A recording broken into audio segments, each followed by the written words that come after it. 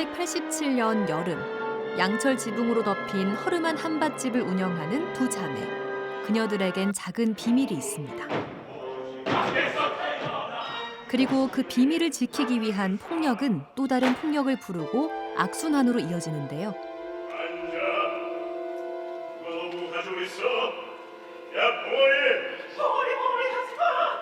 많은 분들이 그런 말씀을 하셨어요. 참 더럽고 찝찝한 오페라다. 우리가 다 가지고 있는 내면의 폭력적인 부분들, 피하고 싶어서 어떻게 이렇게 계속 회피하는 어떤 그런 모습들.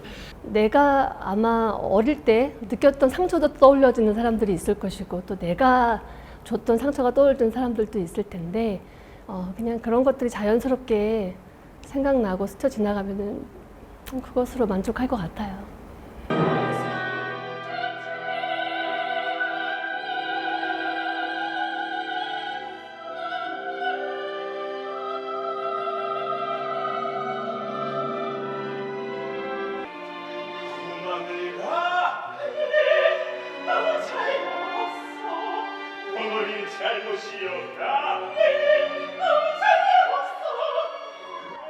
어제의 피해자가 오늘의 가해자가 된 복수의 비극.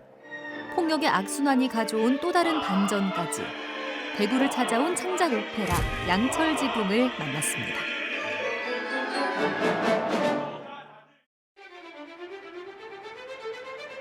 끝나지 않는 폭력의 악순환이 불러온 비극. 창작 오페라 양철 지붕이 지난주 대구를 찾아왔습니다.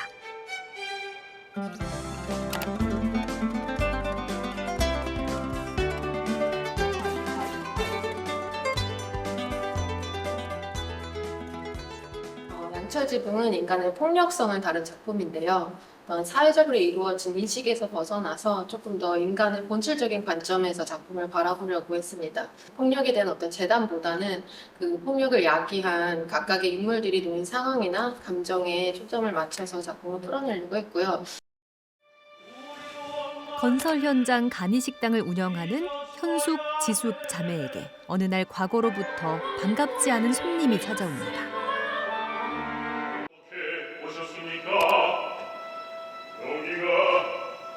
공사현장 한밭집 맞습니까? 그런데요.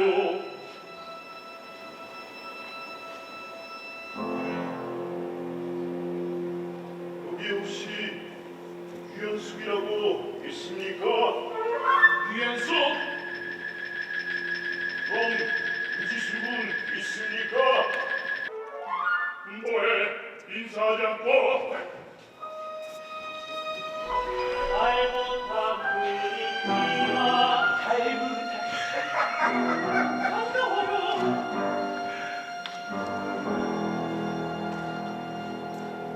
그런데 우리 어디서 본 적 있나요? 아닐걸요. 모든 사건이 벌어지는 이 한밭집의 양철 지붕은 주인공 현숙의 모티프이자 작품 전체를 관통하는 메시지를 담고 있습니다. 양철이라는 물성이 쉽게 차가워지고 쉽게 뜨거워지는 그런 점을 반영한 말이었습니다. 개인적으로는 어떤 인간의 욕망이라는 게 밝은 면이 있고 어두운 면이 있다는 편견을 없이 보려고 했었던 것 같아요. 어떤 욕망이라기보다는 생존 본능에 의한 그런 욕망이나 욕구가 있었다고 저는 그렇게 생각했습니다.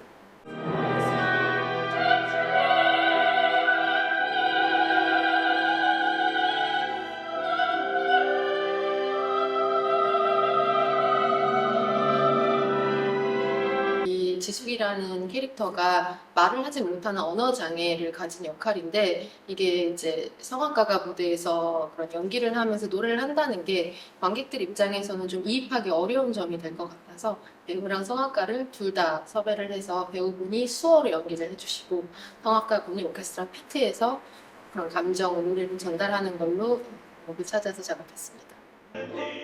오페라 양철 지붕은 인간이 자신보다 나약한 존재를 만났을 때 얼마나 더 폭력적으로 변하는지, 소위 인간의 폭력성을 다각도로 조명하며 복수의 허망함에 대해 이야기로 또 음악으로 표현합니다.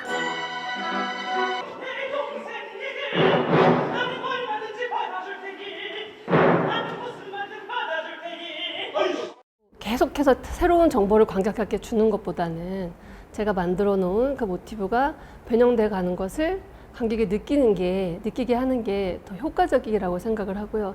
음악으로 어떤 주제의식을 전달한다기보다는 그들의 마음을 제가 잘 읽어내는 게 더 훨씬 중요한 것 같아요. 그래서 음악으로 어떤 얘기를 하고 싶은지 그거를 깊이 느끼면 오페라에 녹아서 나올 것이고 그것이 이제 관객한테 각자한테 닿지 않을까. 제가 어떤 주제의식을 만들어서 보여드린다기보다는 그러니까 우리가 오페라를 보면서는 음악적 텍스트와 동시에 이 이야기적 텍스트를 동시에 감상하는 것이거든요. 근데 그 둘이 만났을 때 어떤 시너지가 나는지 그거를 느끼게 하는 것이 가장 중요한 것 같습니다.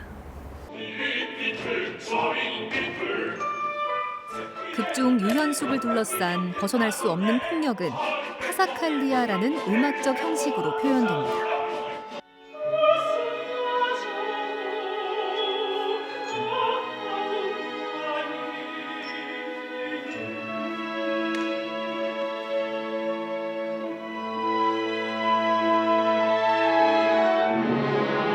이민이라도 가지 그래서 한명 나무의 목을 매달라. 자매를 찾아온 반갑지 않은 손님, 현숙의 옛 연인 구광모입니다. 현숙의 살인을 도왔지만 그를 떠나버린 현숙에 대한 복수심만 남아있는 인물이죠. 이 오페라의 주인공인 유현숙의 오래된 연인, 그 극 중에서 나오는 대사를 빌리자면은 구원자이기도 하고요.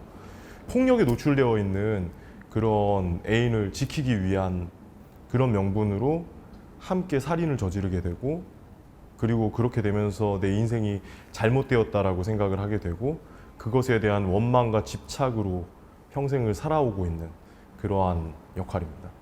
하는 행동들, 하는 말 한마디가 바른 것은 아무것도 없거든요. 계속해서 악하고 못된 짓만 하긴 하는데, 그런데 그렇다고 해서 그게 그 사람이 천성적으로 나쁜 사람이라는 생각은 안 들고요. 모든 사건들, 상황들이 나를 여기까지 몰고 왔어 라는 것들이 계속해서 담겨져 있는 역할이어서 어떻게 보면 사회의 약자일 수도 있고요. 한편으로는 아주 그 안에서 나쁘게 변질되어진 사회 악 같은 존재라고도 볼 수 있고요. 여러 가지 모습을 발견하실 수 있을 것 같습니다. 정상적인 집안에서 이렇게 잘 컸다면 정말 저 혼자 그런 생각했거든요. 얘가 이렇게 어렵게 살지 않고 좋은 곳에 시집도 가고 평범하게 살지 않았을까. 근데 굉장히 어려운 이 상황들, 어려운 나의 환경들을 되게 스스로 벗어나고 싶어하는 욕구가 굉장히 강한 여자예요. 그래서 결국은 그 어려웠던 상황에서 벗어나면서 동생을 데리고 이제 내가 살기 위해서 여러 곳들을 전전하면서 이렇게 살거든요. 이제 그러면서 이제 일어나는 일련의 사건들이 이제 그것 또한 내가 조금 더 나은 곳으로 가기 위한 그런 행동들이 아니었을까라는 생각이 많이 들어요. 정말 마음이 아프다. 제가 저럴 수밖에 없는 이유가 있었구나라는 것을 조금 더 이해할 수 있게끔 그렇게 하려고 많이 노력을 했어요. 당신 돈 아니잖아. 별것들이 나오기에 돌려주라고 그 돈. 네가 우리 그만해라 말해.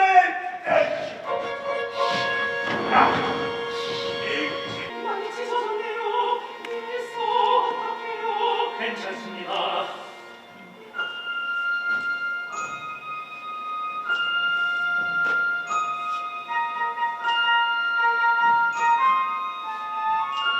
어깨에 바삭 자국이 있네요. 나가보겠습니다. 상희 씨, 몇 살이라고 했죠?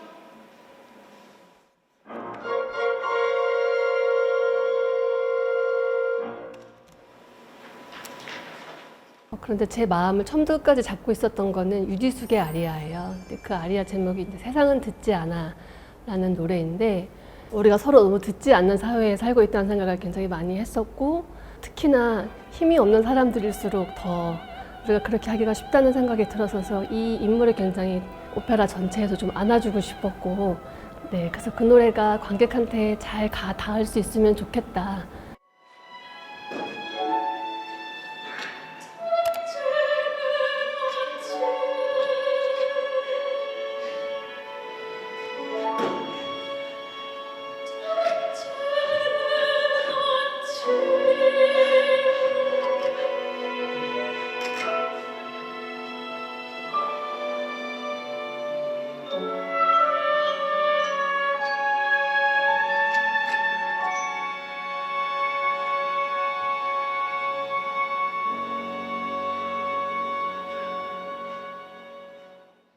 절대 그 귀한 아이가 이렇게 망가지지 않아야 되는데 그때 생각을 하면서 내가 너를 꼭 지켜줄 거야. 그 나쁜 사람들 꼭 벌받게 해줄 거야. 제가 막 다짐하는 아리아가 있거든요.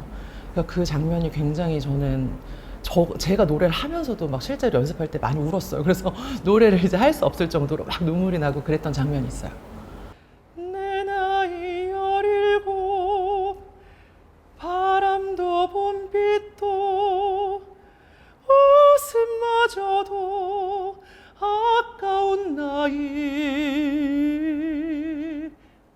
그래서 시작을 해요.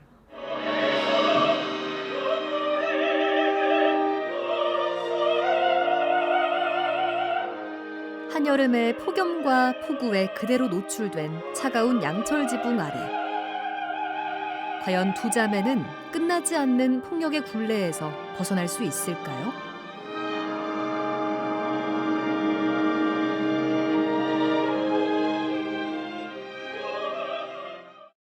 또 저희가 얼마나 더 리얼하게 연기하는지 한번 오셔서 또 구경해 주시고. 이곳 대구에서도 많은 분들이 그 울림을 함께 가지고 또 함께 아파하고 함께 고민해가는 그런 시간이 됐으면 좋겠습니다.